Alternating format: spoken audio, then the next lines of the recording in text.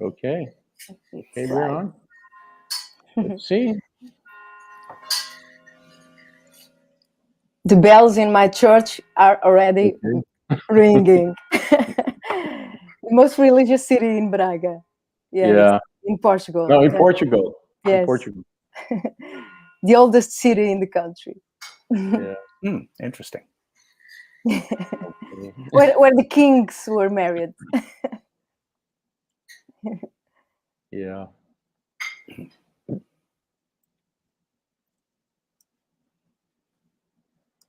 Well, when we get to a minute, we'll start.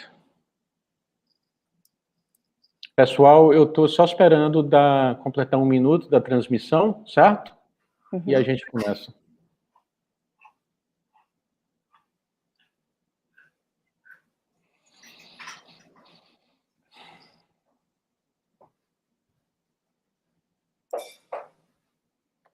Bem.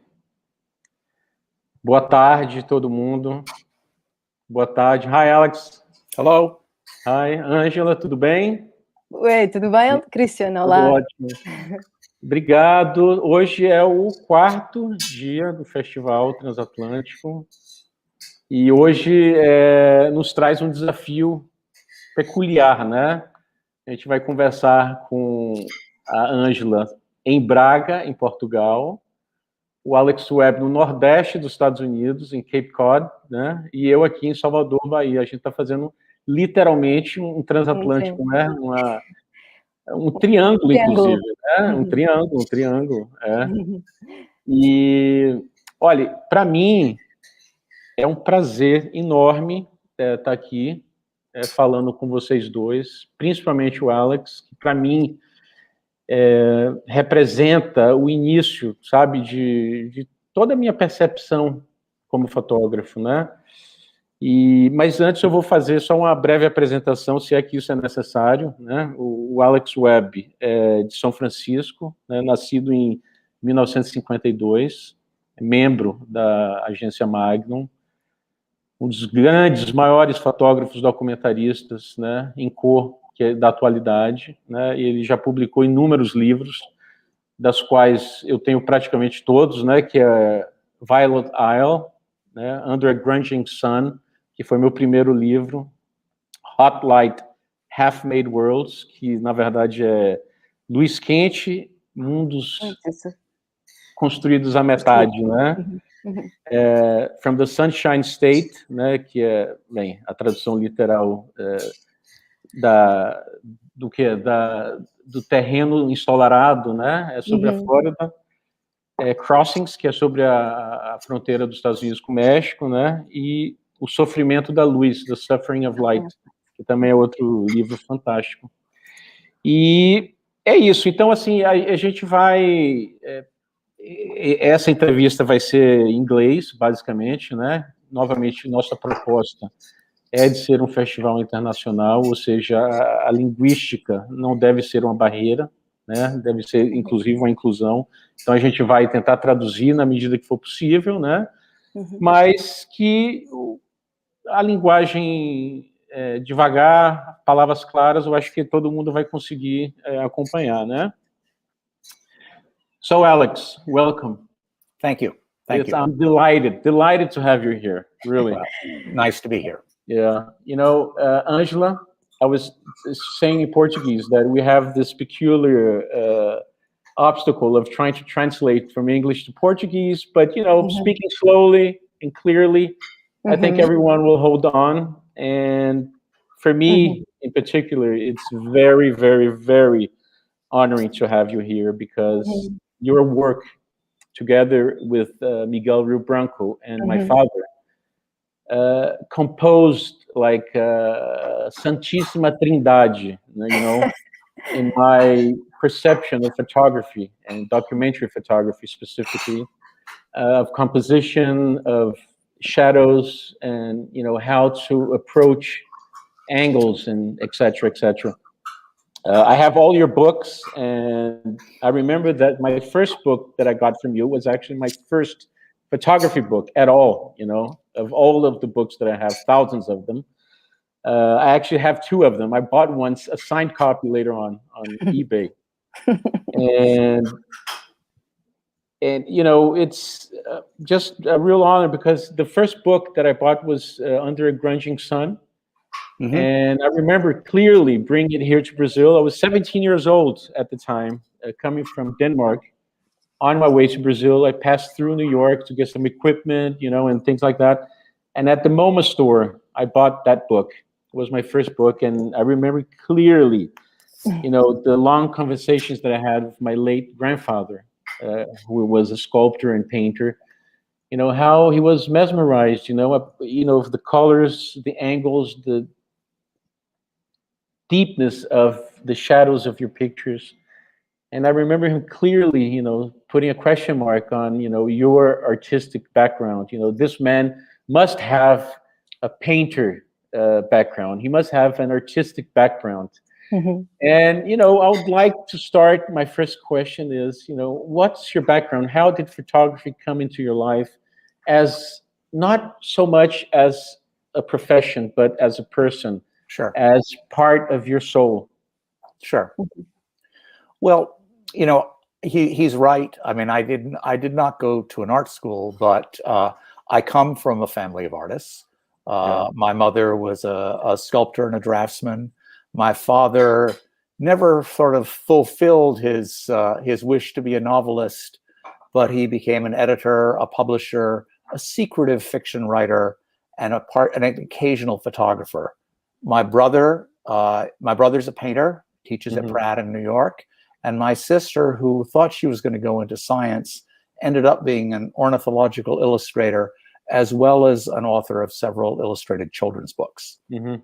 And early on as a child, I was taken to museums. And, you know, I remember really at a very young age being very intrigued with a few painters. I mean, I think particularly De Chirico and Braque, those two in particular.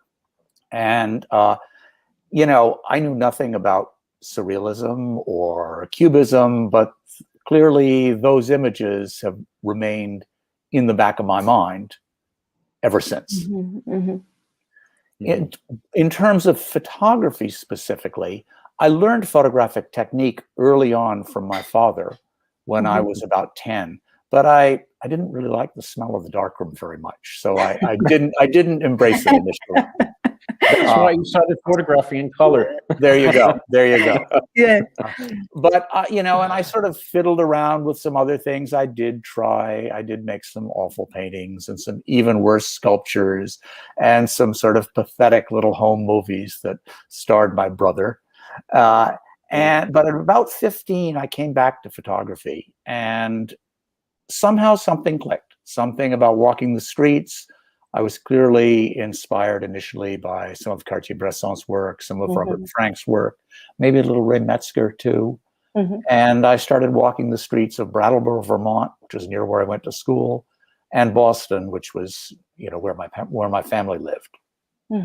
And, you know, and basically I've been a photographer pretty much ever since. A brief period in college where I tried to write fiction and struggled with my photography. But outside of that, I've been working as a photographer pretty much ever since. Angela? Yeah, Alex. I'm totally imbued in your words, and then I feel like a totally huge fan of you. I'm teacher, of course, and I start to teach my students in the color, and you are, of course, the master of color. And of course, my heart is beating as I can speak with you. But I can imagine that, well, starting from the color, your work incorporates a new kind of subjectivity, intimacy, and spirituality. And of course, your works also convey a sense of enigma, irony, and humor. And one important question is, how much do you put rational and feeling in one picture? How you can balance between heart and mind? Well, for me, photography has always been intuitive. You know, it's not about, you know, a rational process at all. You know, I You know, I feel like I walk out the door and I respond.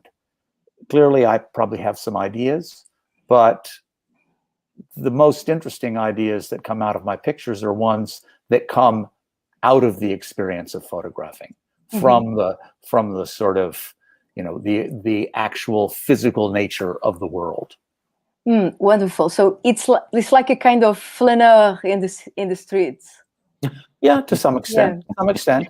Yeah, I mean, I you know, I wander and I sort of allow my experiences to lead me where they will, you know, and, you know, each day working on a project, it's different. You know, I take a left-hand turn down one street one day, and that leads to a whole different set of experiences than if I'd taken a right-hand turn. Yeah, wonderful. Yeah, so you can, can we say that you are a human being, like you follow your faith and spirituality? Sure, if you want to say that. Yeah, yeah. In terms of combining poetry with spirituality, I think sometimes can work both. Yes. Well, that's interesting. Well, one interesting thing, like discover, is a verb that you come and use together with photography and also poetry. And so in the world, we are, of course, living an uncertain moments in photography. The world through photography is still surprising you. You keep being surprising every time you take pictures. I mean, I won't say every time. I mean, it's not, you know, it's every time I walk out the door, it doesn't always work. Yeah. But, you know, different times in my life, I work on different projects, things that intrigue me. And, you know, when it's working, yes, it is about surprise and discovery and finding the unexpected, the enigmatic, you know, that which I didn't expect, you know, on some level. I mean, on some level, I find the world more fantastical than my imagination. Wow. Perhaps that's why I'm not a painter. If I was a painter, I could imagine it all, but I can't. I need the world. Yeah, good but answer. To try to, yeah, that's fantastic answer. Christian, you want to translate because it's fantastic answer. Translate no. in Portuguese. Please, you have that honor. Yeah, well, you made the question, so you can translate. Sorry, Alex, we're going to turn to Portuguese. But, sure.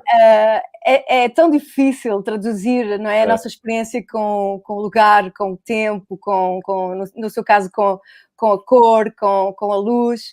E, curiosamente, o Alex acabou por despertar, né, a ideia de que é sempre movido pela surpresa, pela capacidade de se deixar surpreender. Nem todos os dias se deixa surpreender, mas o que é um facto é que por causa disso mesmo ele decidiu entrar na fotografia e não tanto na pintura, para que também o mundo lhe possa devolver ou encontrar algumas respostas para ele mesmo.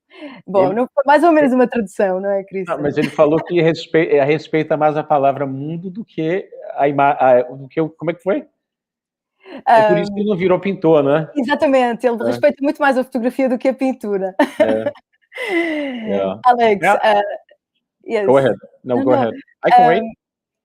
No, go, Christian. It's your turn. Okay.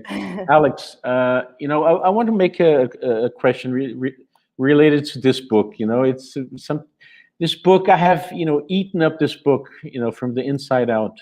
You know, I've had it for almost 30 years, you know, now, and it's a real masterpiece. And eventually, this book actually led me to Haiti, you know, in search of the sacred waters of the Sodo waterfall, in a project that I was doing around the world, you know, where I was trying to portray water as a religious vessel, you know, through the image of the mankind, of man, right? But definitely this book, at the same time, it seemed so familiar to me, from being from Bahia, you know, from having, coming from a city that has very many similarities in our heritage, Bahia and Haiti. But at the same time, you know, it's very different. You know, it's very humble, but at the same time, very strong people. And my question is, when you set up a work like that, you know, it could be a body of work such as this one, it could actually be any other. What is most important for you? The image as an icon, or the sequence, the dialogue of a set of images?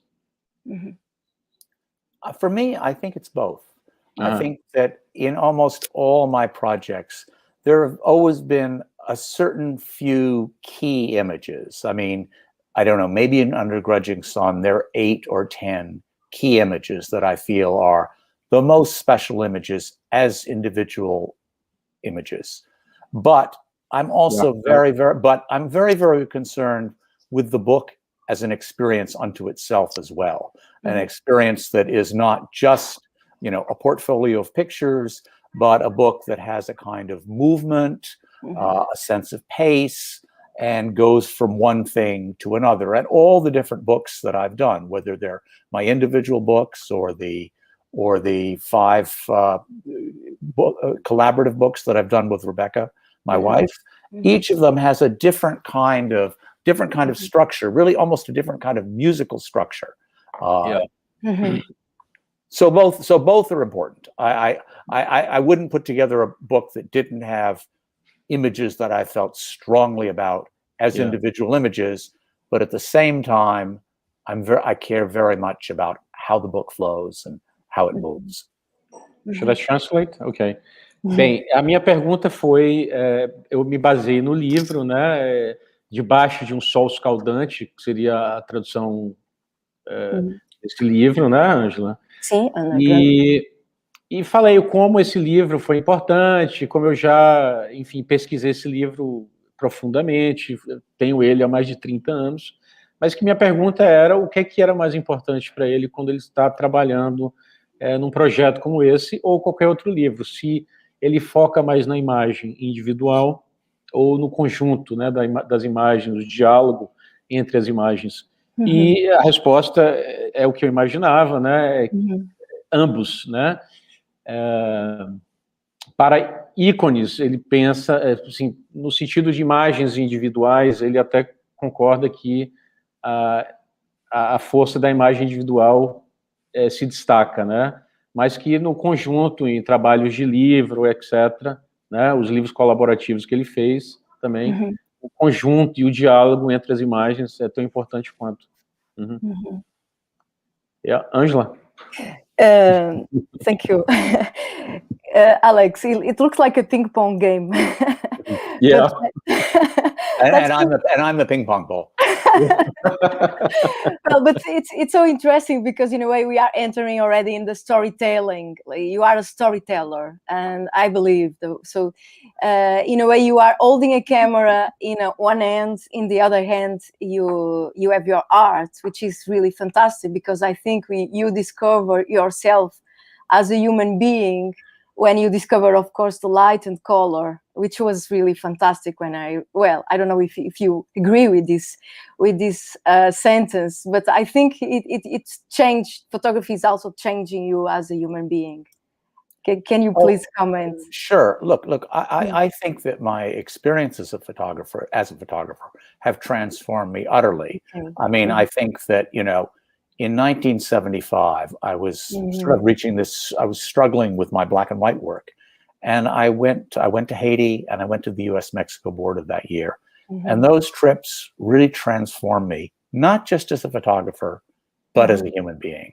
I mean, I saw worlds that I hadn't experienced before, worlds that I wanted to return to, that I was curious about and intrigued with. And that has taken me on just an utterly different trajectory in my life, both as a person and as a photographer. Yes, well, it was the year where I born. Fantastic, because I just got it now in Portuguese. Simplesmente perguntei ao Alex se de facto ele tinha sido transformado pela fotografia como ser humano, e ele confessou que sim, que realmente em 1975, quando ele percebeu que a sua fotografia estava a atingir o impasse, ele na altura fotografava a preto e branco, e a certa altura ele começou a perceber que de facto era uma fotografia um pouco aborrecida, E então é nessa altura que ele começa a se entregar, também, obviamente a par de outras linguagens, mas se entregou também à paixão da cor e também se sentiu muito transformado, obviamente, pelos lugares onde viveu e onde realmente passou, nomeadamente o Haiti, a América Latina, e portanto, sem dúvida, a fotografia foi transformadora também como um ser humano. I think I already translated everything, right, Christian? Yes. Yes. So another question. It's I'm so curious because when you say like you are a storytelling and you also work in collaborative way, of course, making books, it's of course your best potence, the way you can of course create rhythm around photography.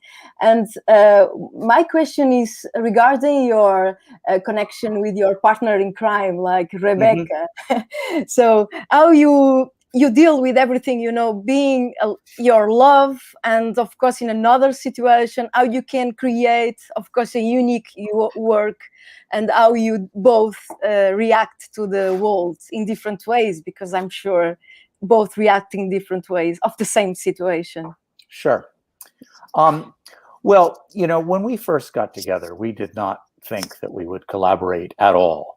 Mm. And I think that the reason our first collaboration worked, which was the book Violet Isle, a book on Cuba, is because it happened organically. We were working on two separate projects.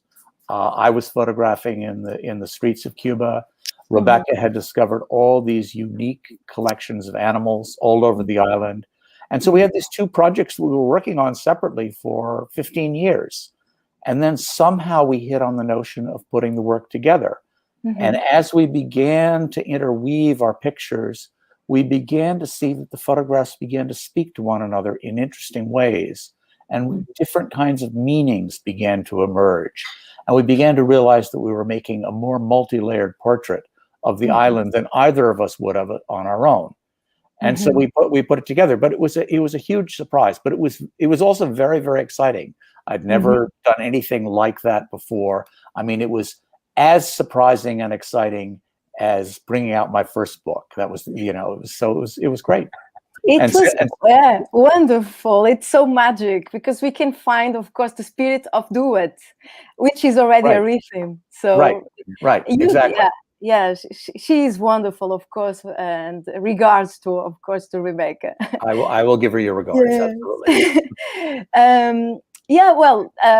Translating in some few words, like now em português, perguntei ao Alex como era trabalhar também de forma colaborativa e em especial com a sua esposa, a sua parceira de crime, que é a Rebecca. Perguntei-lhe como é que normalmente se organizavam e ele diz que realmente foi uma surpresa porque sem dúvida eles não esperavam que fosse tão intuitivo e que funcionasse. E, sem dúvida, eles criaram com o seu projeto Violet Isle, em Cuba, que eles realmente reforçaram este espírito de dueto. E, desde então, continuam a trabalhar de forma colaborativa e os dois fazendo coisas distintas, mas no mesmo território. Thank you. Translated. Christian, it's your turn. My turn. Yeah, with pleasure. Um prazer. Alex, again, an extension to my last question. Naturally, I understand that you feel the need and you search for an equilibrium of the single image and the sequence, of course. But when you go out and photograph, what do you look for on an image? I remember again. What really marks your work are the multi-layered compositions. You have a first layer, a second layer, a third layer sometimes, even a fourth layer. And this really intrigues me. Each photographer, they are in power only of their own mind, So especially for other photographers, it can actually be very difficult to understand what goes on in a colleague's mind. What do you look for when you go out? Well, what do your eyes, what do you try to embrace? I mean, it's sort of more multi-sensory, I think, than just the eyes. I mean, I almost feel like I smell the possibility of a picture.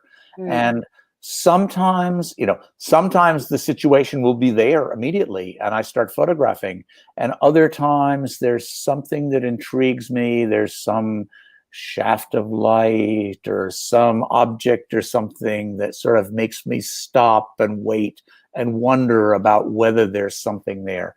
I can't entirely explain it, because the thing is that when the pictures that work best are the pictures that are a surprise to me, that I don't expect them at all. I mean, for instance, this picture from Grenada, I mean, this, I stopped in a bar in Grenada. It was sort of late morning and it was very, very hot. And I stopped in to get a beer. And this is what I found, I mean, things with this kind of photography can be so utterly serendipitous. But I think the key thing is to remain open to possibilities, open to different kinds of experiences, opening to looking in here and looking over there and so forth. In terms of the levels of complexity, I mean, I think I've always been intrigued by the notion that it's, not just that, but that, and that can all simultaneously coexist. And I'm kind of interested by how, I can sort of pull those all together in a frame without it. I mean, it comes near to chaos, but somehow not quite. And for me, that's also somewhat my sense of the world a lot of the time. I mean, the world's a very, very complicated place, and I find it utterly unpredictable. I'm continuously surprised by what goes on in the world on every level.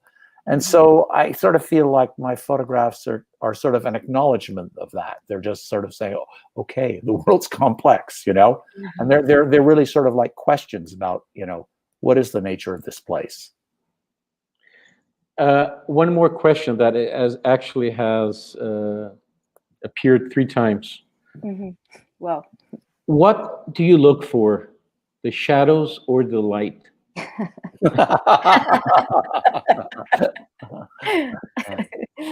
Look, I feel the light, but I feel the shadows. I mean, there's a kind of, say, particularly, for instance, the Haiti work, there's a heaviness to the shadows. There's a depth to the shadows.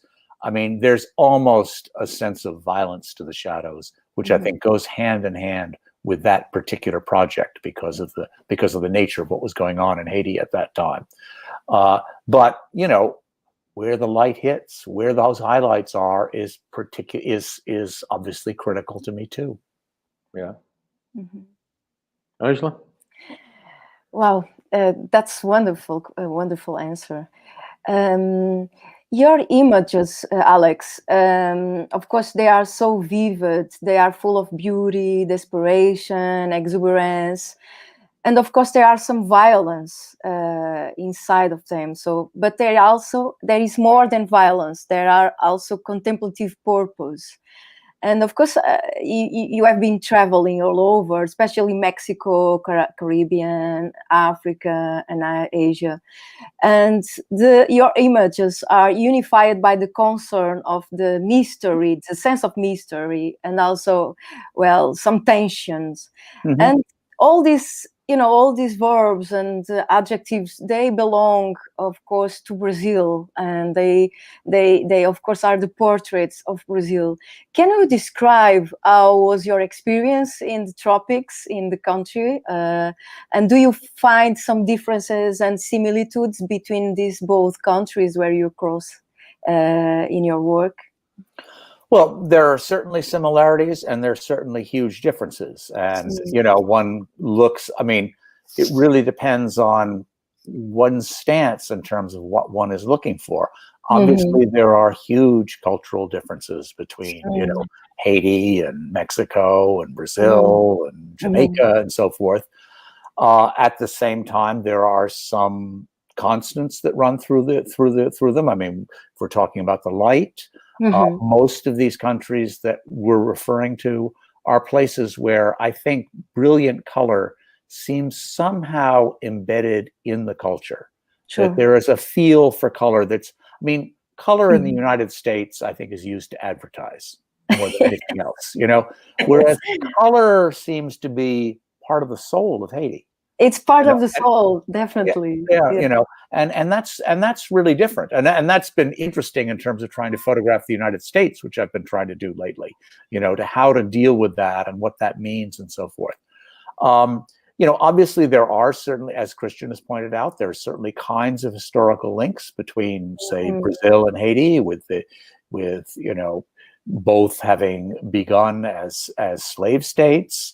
So you have a presence of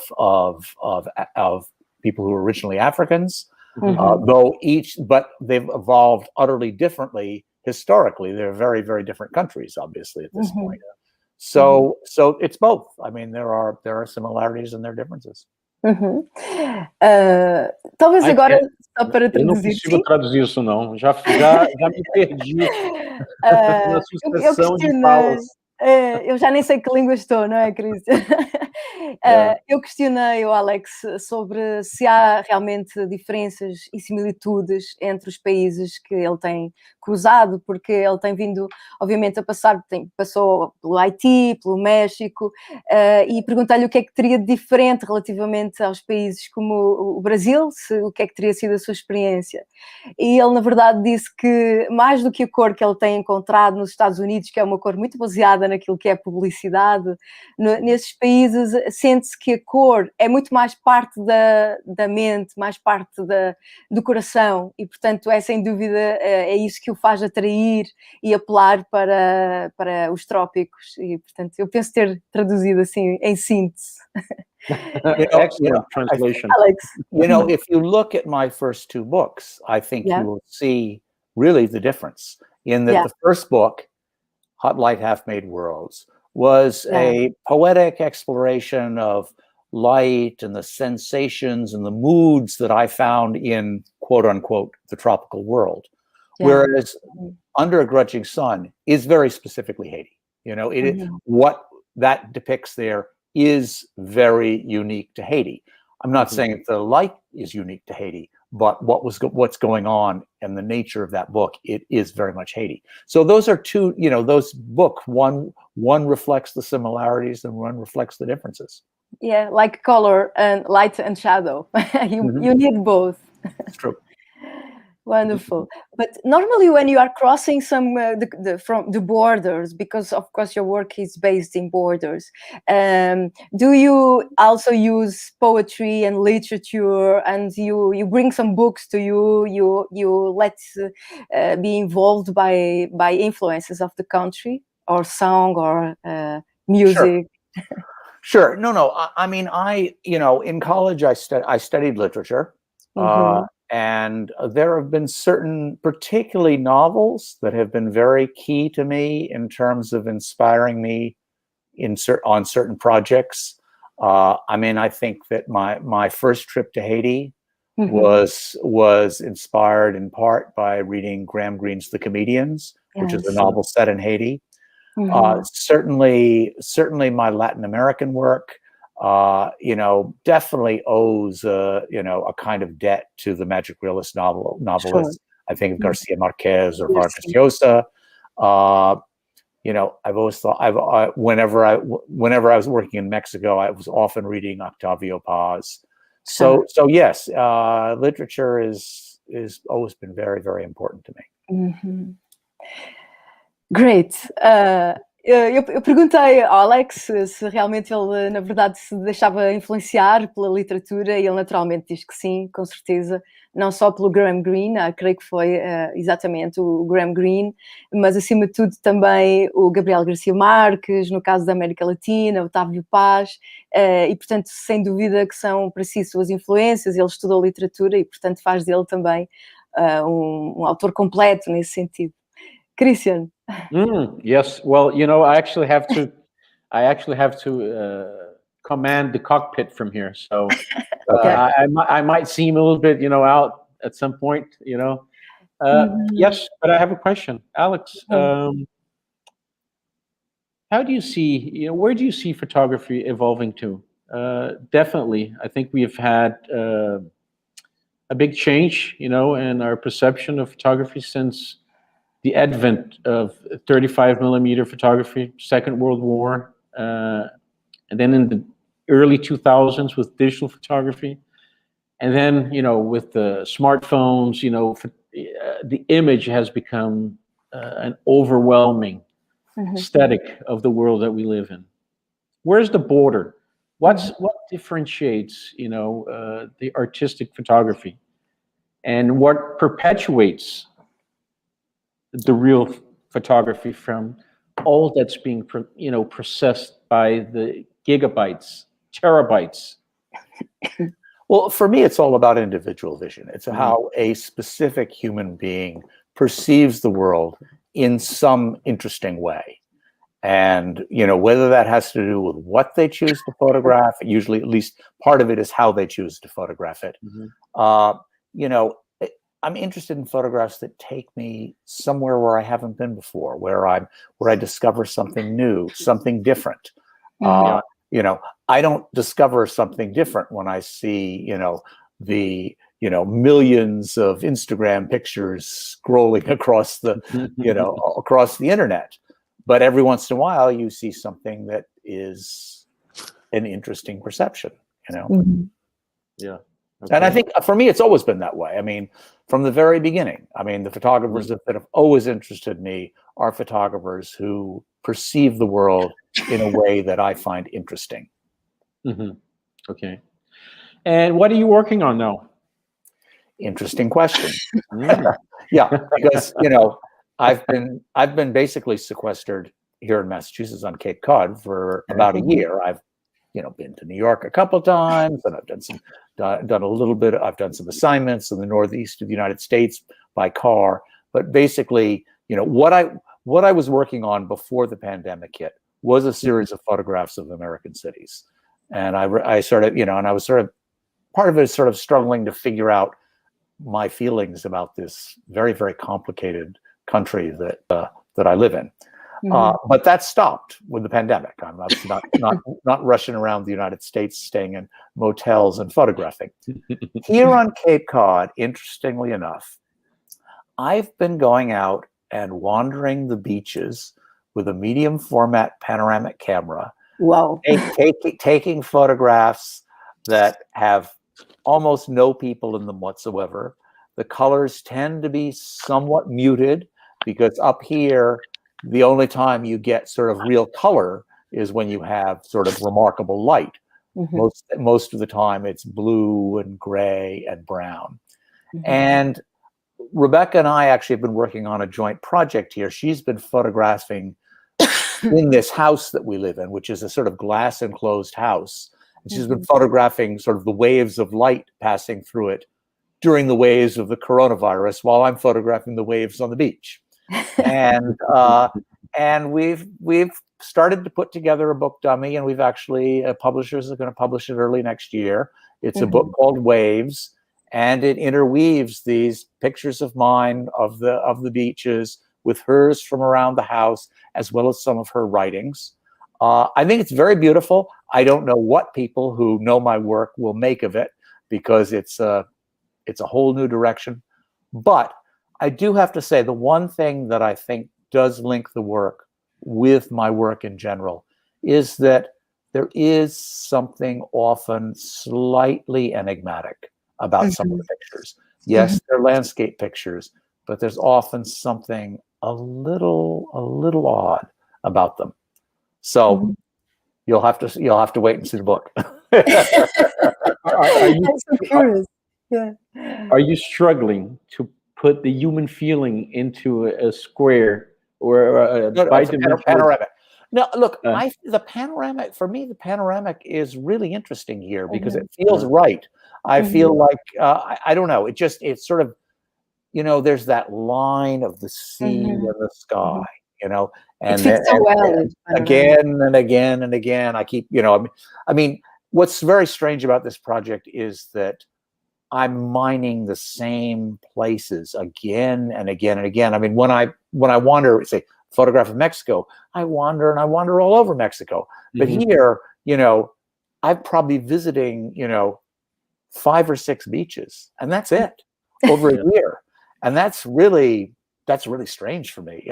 And so it's been very interesting. But I have to say that I think that I might have gone mad if I hadn't been doing this up here. I mean, I have put together some book dummies of some things and so forth, but in terms of actual photographing, this is what I've been doing. So, Angela?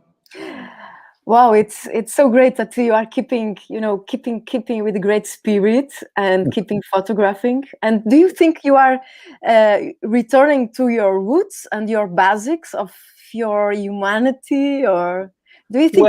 Well, look, I mean, I have to say the work that I've been doing here, I think, is work that I thought I might be doing 10 or 15 years from now, when I sort of felt like I no longer was capable of wandering the streets.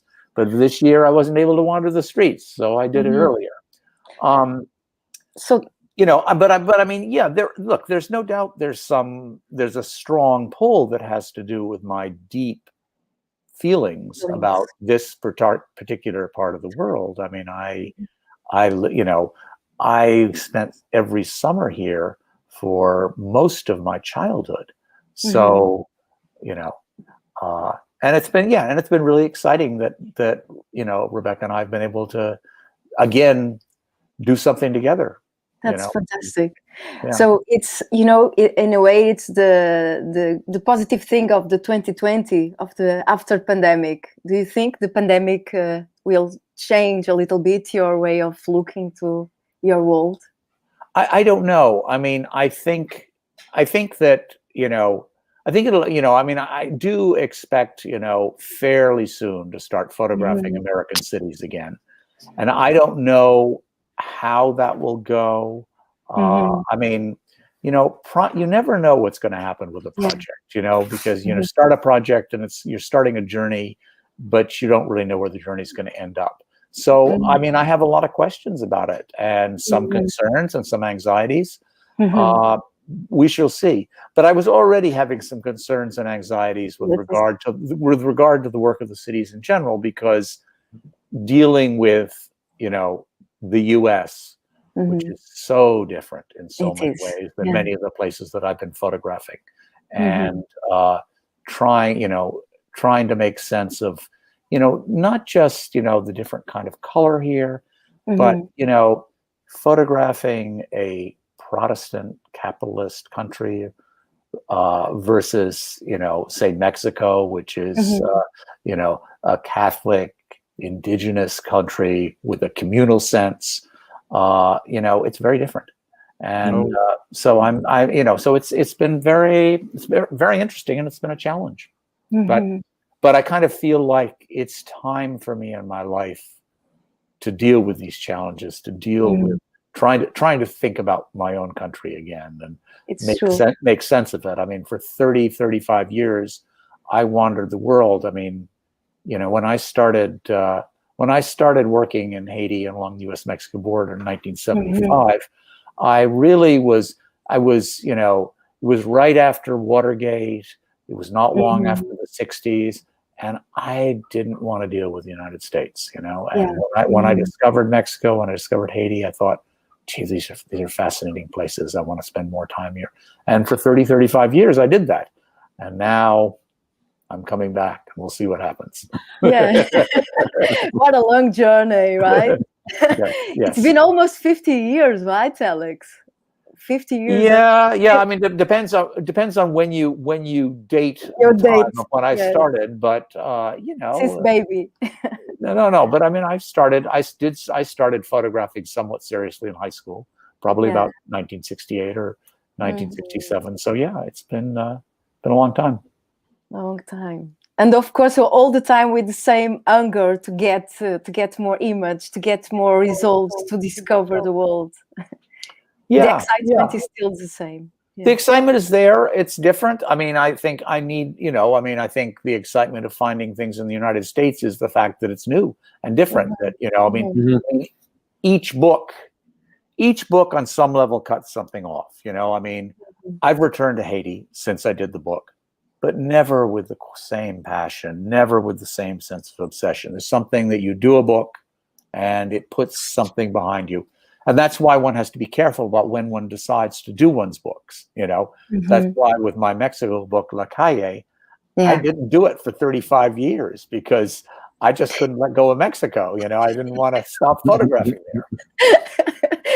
Yes, you totally dived in the roots. Yeah, you go directly to the heart of the Mexico. Yes, Christian, Are those bells in Braga? Yes, it's already Braga. They're not on Cape Cod, so no, because we have a church right around the corner here too.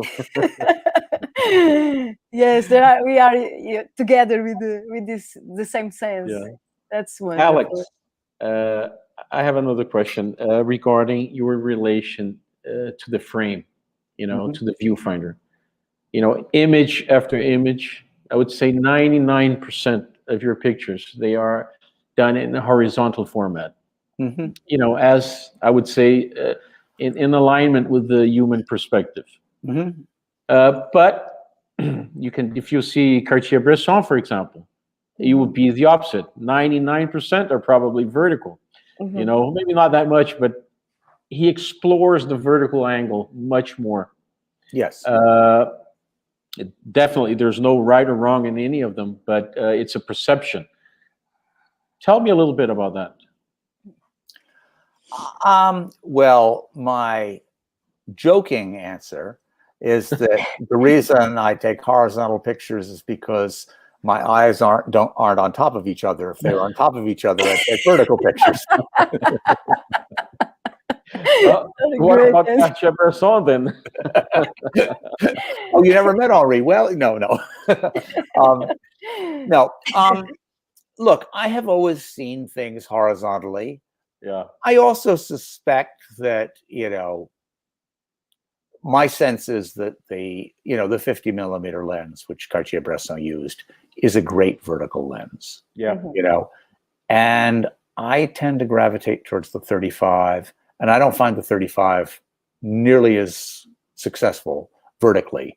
It's somehow, there's all that stuff at the top that recedes too fast, that the 50 somehow holds it in check. But I have always perceived things much more horizontally. Not entirely. Every once in a while, there's a vertical picture, but it's the way I perceive things. But look, there are lots of wonderful photographers who take lots of vertical pictures, and you're looking for this one from Archive. Yes. Yeah. Perfect.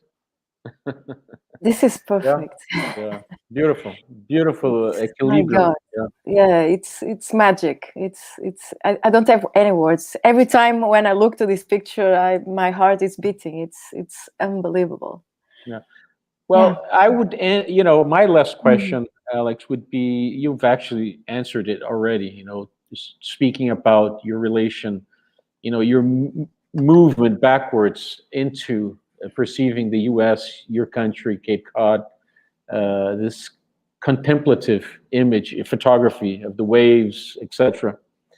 But my question was going to be, where is photography going to take you in the future? But if there's anything you want to compliment in that, or else I think you already answered it. Yeah, I mean, my sense is that I will continue working on this project on American cities. I don't know how long it will take, and I will see after that. And I just don't know. Because I never really know. I mean, if I had vision when I was young and been able to look forward and seen the various projects that I've done, I would have been just utterly baffled. I mean, let's see, a book on the tropics, and then a book on Haiti, and then Florida, and then the Amazon, and then a book called Dislocations, and then something called Crossings, and and then Istanbul, and then start doing a series of collaborations with Rebecca. This was just, I would never have been able to predict it.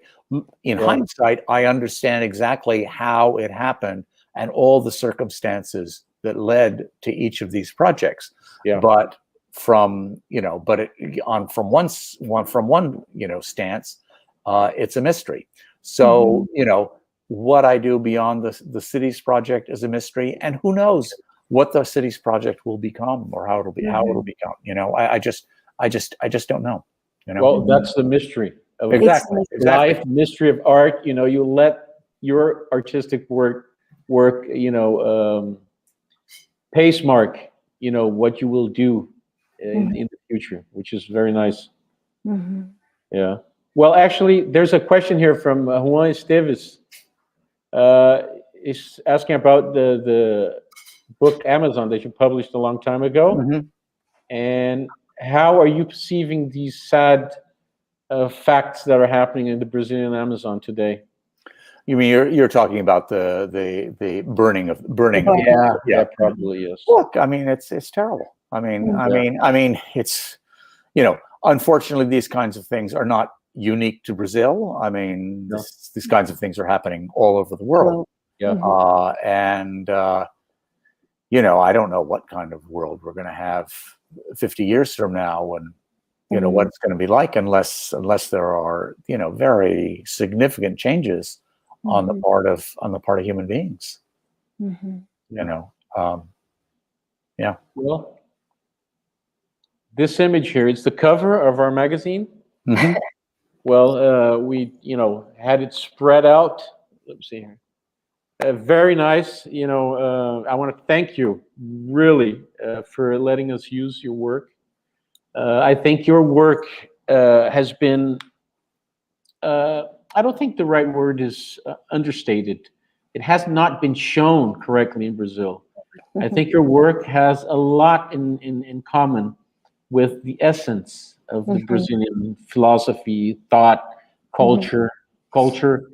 It's a work that, Alex, I've been wanting for a long time to show here in Brazil, really. And I think people will identify themselves here a lot with your work, and yeah. And it's a really nice essay that you set up for us, your essay that you wrote is really nice, and thank you very much. Okay, well, thank you. No, look, I've I mean, there are a handful of color photographers who at different times I've felt close to, and certainly one of them is Brazilian, is Miguel. When I first started exploring color, the late 70s, early 80s, there were two photographers that I spent time with, and one was Miguel, and the other one was Harry Gruyere. And I think all of us sort of work in that that realm of sort of visceral and emotional color. Sure. So I understand what you're saying about Brazil. Yeah. Visceral is a great word, actually, to describe both works. You and also Miguel, of course. Visceral, yeah. So, então, well, should I wrap things up in Portuguese? I guess so. I don't ask me. But I'm sure you can understand. I understand bits. I understand bits. Not if all I of speak it, slowly, you will understand for sure. Okay. Bem, olha, então, essa foi a nossa conversa com o Alex Webb, né? Esse fotógrafo incrível, falou aí bastante sobre a percepção dele como ser humano, sobre a percepção dele, enfim, sobre a fotografia, sobre como abordar uma imagem, o que ele vê do passado, vê do futuro. E a gente teve a Ângela Ferreira, Ângela Berlinde, né, de Braga, conversando aqui com a gente. Foi, assim, a nossa primeira transmissão internacional, né, dessa edição do festival. Eu espero que a gente consiga fazer mais em breve. Amanhã a gente vai ter um outro, um irlandês, né, que vai estar falando de Nova York, que é o Richard Moss, e vai ser no mesmo horário, amanhã às 4 da tarde aqui, horário do Brasil, e vocês podem ajustar os relógios aí se vocês estiverem fora daqui, né, Europa Central é 8 da noite, né, Nova York 3 da tarde, certo? Ângela? Bom, está a ser difícil chegar a um fim, foi tão maravilhoso e tão bonito poder triangular esta relação, também, acima de tudo, associar o trabalho do Alex Webb com a história de Salvador e todo também o impacto da cor com o Mário Cravo Neto, e portanto é uma honra estar também a fortalecer e a somar junto do Festival Transatlântico. Foi obviamente uma grande honra, e agradecer naturalmente ao Alex Webb pela generosidade.